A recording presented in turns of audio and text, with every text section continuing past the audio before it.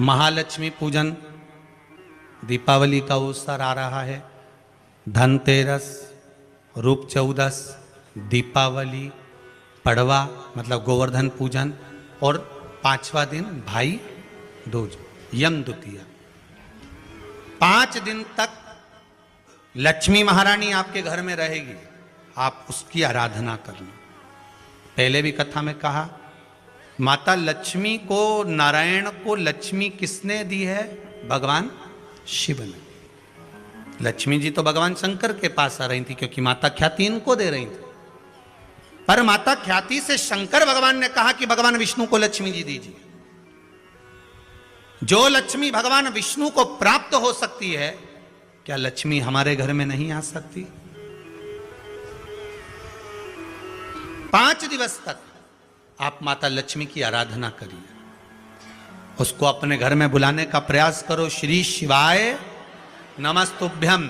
5 दिन तक आप भी शंकर का अनुमोदन करो, श्री शिवाय नमस्तुभ्यम बोलो, लक्ष्मी की आराधना करो, घर में काम करते रहो, पपड़िया बनाओ, गुजिया बनाओ, जो बनाना है बनाओ, पर उस शंकर का अनुमोदन कर कर बनाओ और लक्ष्मी जी का अनुमोदन करते रहो, स्मरण करते रहो, जिससे माँ हमारे घर में विराजमान हो। आप लोगों से निवेदन रहेगा, सब दीपावली का पर्व बड़े धूमधाम से मनाना। दीपावली के पूजन का ज़्यादा बड़ा रूप में तो हम विस्तार वर्णन नहीं करेंगे। कमाई में भगवान से प्रार्थना करना कि धन आए तो अभिमान मत आने देना, अहंकार ना आए, बस इतना ध्यान रखना।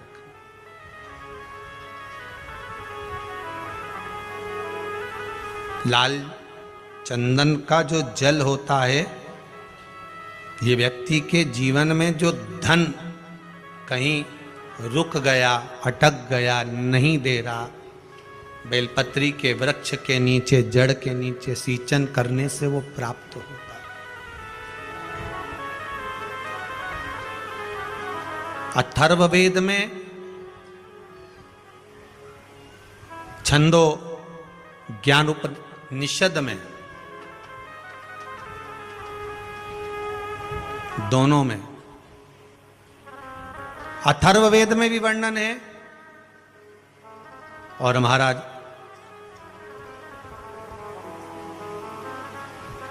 वर्णन किया गया कि पीपल के वृक्ष की जो जड़ होती है, बेलपत्री के वृक्ष की जो जड़ होती है,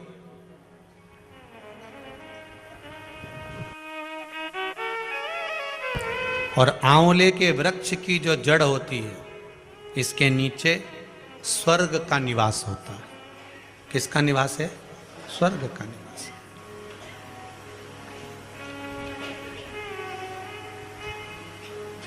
अथर्ववेद में भी कहा और छंदो उपनिषद में भी वर्णन करा।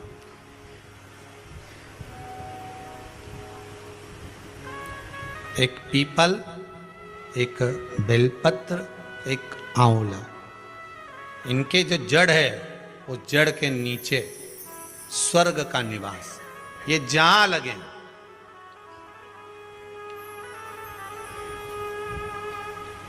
बस एक बात का ध्यान रखिए उसके लिए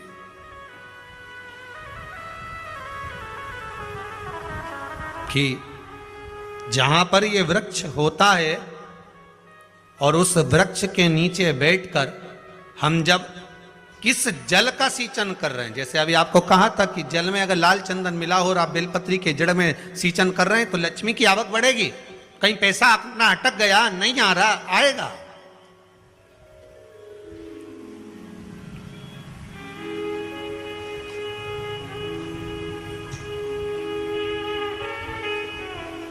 पीपल की जड़ में इत्र का जल, पीपल की जो जड़ होती है उसमें इत्र का पानी, थोड़ा सा जल, उसमें थोड़ा सा इत्र का भाग हो महाराज, और आप भगवान पीपल देव, पिपलेश्वर महादेव का स्मरण कर कर पीपल की जड़ में अगर जल चढ़ा रहे हैं और मान लो शरीर में कोई कष्ट हो गया है, शरीर में कोई रोग हो गया है, कोई मालूम पड़े ये हाथ 4 दिन से दुख रहा है, या 4 दिन से ये नस दब गई है, या ये कमर दब रही है, तो आप 2-4 दिन कर देखो। कलश के अंदर जल, जल में इत्र का थोड़ा सा भाग, पीपल की जड़ के नीचे आप उसका सींचन करिए पिपलेश्वर महादेव के नाम से। उस जल को थोड़ा सा भाग लेकर आ जाओ उसी में से जो चढ़ाया है, और उस स्थान पर जहां कष्ट है उसको लगाना प्रारंभ करिए। 2 दिन 3 दिन कर देखो। प्रैक्टिकल करने में क्या जाता है? सीवर वाला महाराज झूठ बोल रहा हो तो प्रैक्टिकल करने में क्या जाए, अपना करते रहो। जिन जिन ने प्रैक्टिकल करे उनका रिजल्ट यहां सामने है, जिन जिन ने करे। और अभी और पत्र दे गए पढ़ने के लिए, हो अभी कहीं का भजन आएगा जब देख लेंगे। करते रहो। तीसरा, महाराज आंवले के वृक्ष की जड़।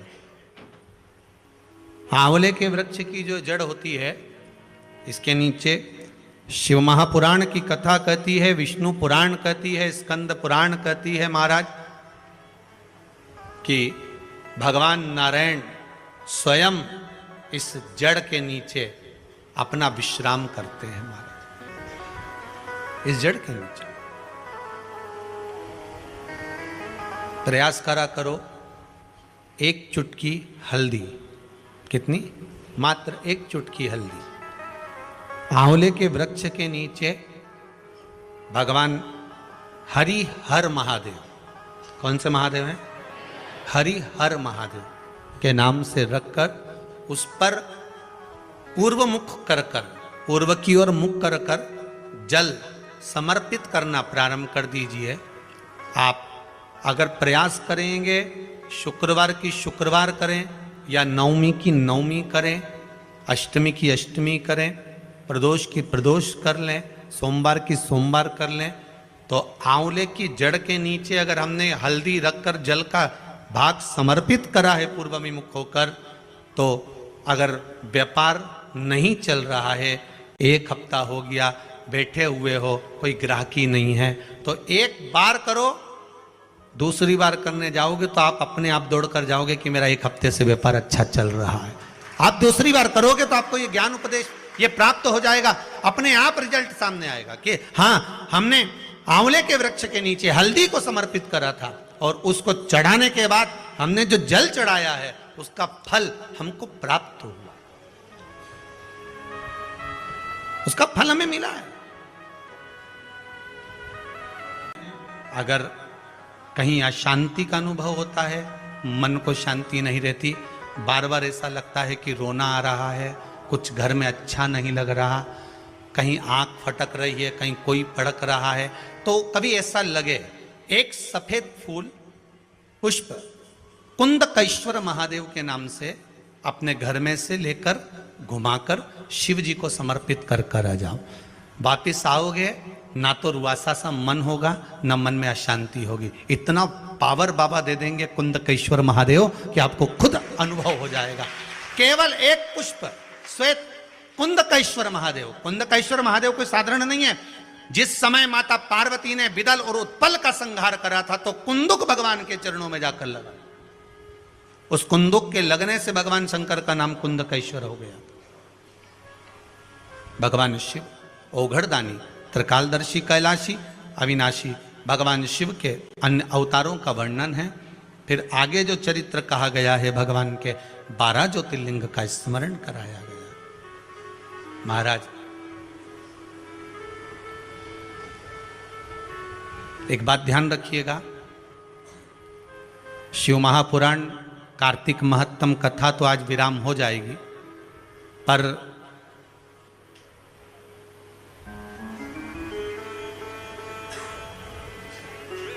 महालक्ष्मी पूजन, दीपावली का अवसर आ रहा है, धनतेरस, रूप चौदस, दीपावली, पड़वा मतलब गोवर्धन पूजन, और उसका फल हमें मिलेगा। कोई भी क्रम करे, हम फिर कहेंगे, फिर निवेदन करेंगे, कुआं खोदो, एक जगह खोदो, पानी निकलेगा। कभी यहां भटक गए, कभी वहां भटक गए, थोड़े दिन यहां आ गए, थोड़े दिन कहीं दूसरी जगह चले गए, फिर तीसरी जगह चले गए, चौथी जगह चले गए, भटक रहे हैं। अब बाबा से विनती करना, अब नहीं भटकूंगी चाहे कुछ भी हो जाए। बहुत भटक ली, सारी दुनिया में जाकर घूमी आई, सबसे निवेदन कर कर आ गई, अब मेरे बस की नहीं बची, अब तो तेरा दरबार है और तेरा भजन है, इसके सिवाय कुछ नहीं करूं। श्री शिवाय नमस्तुभ्यं, श्री शिवाय नमस्तुभ्यं, श्री शिवाय नमस्तुभ्यं, श्री शिवाय नमस्तुभ्यं, इसके सिवाय कुछ नहीं करो।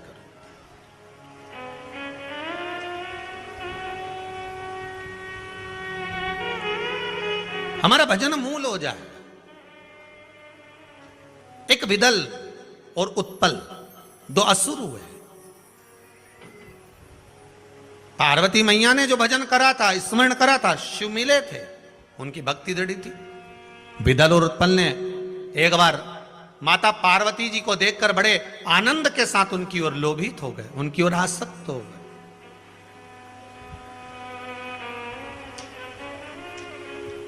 जो जो राक्षस, जो जो असुर भगवान की ओर लोभित हुआ, भगवान ने उसका कल्याण कर दिया। दुनिया के लोग संसार को देखकर लोभित होते हैं, ये कितनी सुंदर है, वो कितना सुंदर है, वो ऐसा है, वो वैसा है। हम काया देख रहे हैं, केवल शरीर देखा।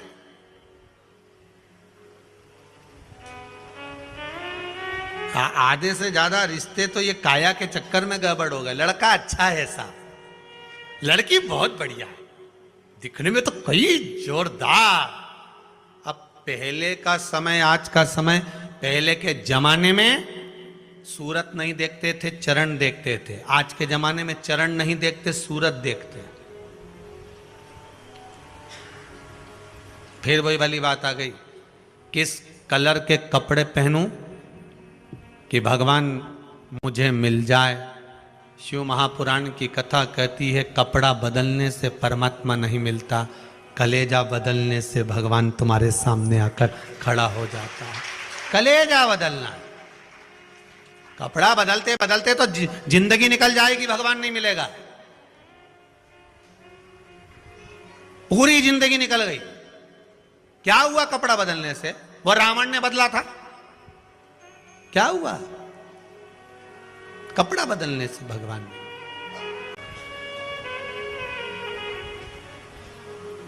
भोले जी को नाम बड़ा प्यारो लागे।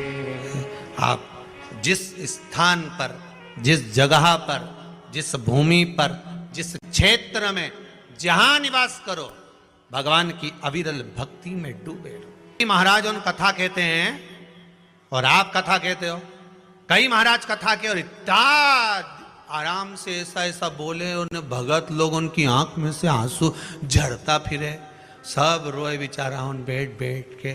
और तुम्हारी कथा में बापड़ा एक नहीं रोए दिन भर, बट हे करे।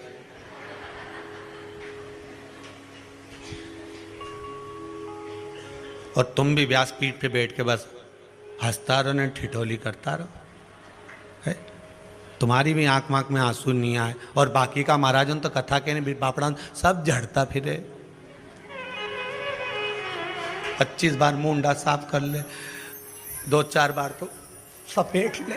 अब तुम तो, तुम्हारी संपट नहीं पड़ेगी, तुम सब ठिठोली, सब हंसे और तुम भी हंसो।